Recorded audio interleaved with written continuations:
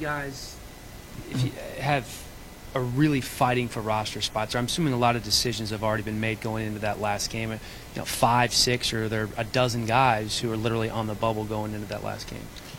Yeah, I'd say normally it's 5 or 6 guys usually are fighting for that last spot, and you're not really sure. And it's been close competition thus far, so lots riding on the last game.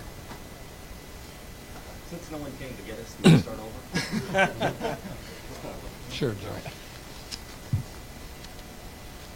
Okay, the people we had released was Antoine Bailey, Chris Campbell, Leonard Creer, Sam Kirkland, Monte Lewis, Nick Martinez, Bill Relaford, Jonathan Crompton.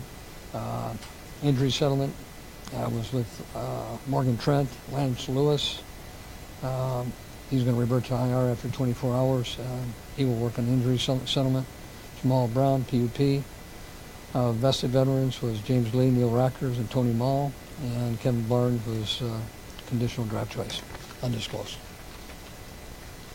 Coach, are there any differences, or what are the differences between this cut and cuts that you're looking at further along in the season? What are the distinctions that you are looking for from the players?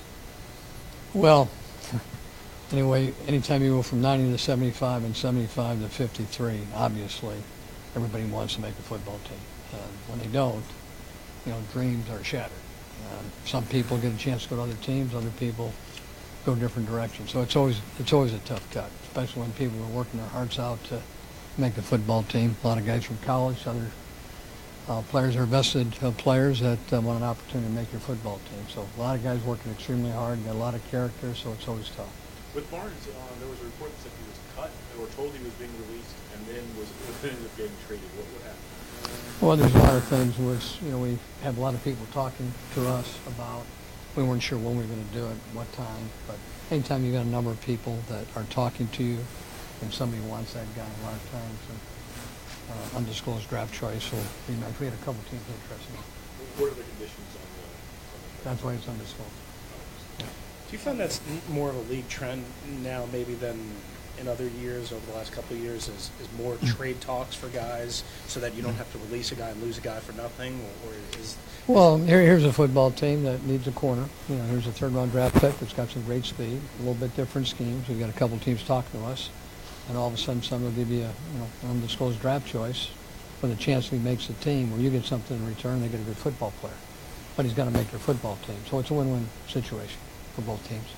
For you guys, you must feel pretty good about the secondary then, in terms of where you are right now to let a guy like Barnes go. Well, it's an evaluation process. We're going to take a look at guys all the way through the OTAs, through these preseason games, and we're going to pick out the best players, regardless where they're drafted or how much money they're making in free agency, but guys that we feel can give us the best chance to win. What's the outlook for the ball now? Reevaluate him after 6 weeks and see if he can make a contribution at that point. Yeah, you really don't know. He's saying right now that the surgery really helped him. He's feeling good, so you just keeping your fingers crossed that he's able to come back sooner than later. Was this surgery on the other hip? He had the right one done in, I guess, 2009. Was it the opposite hip that's bothered him this one? No, it's the same hip, but the other hip is a little sore as well.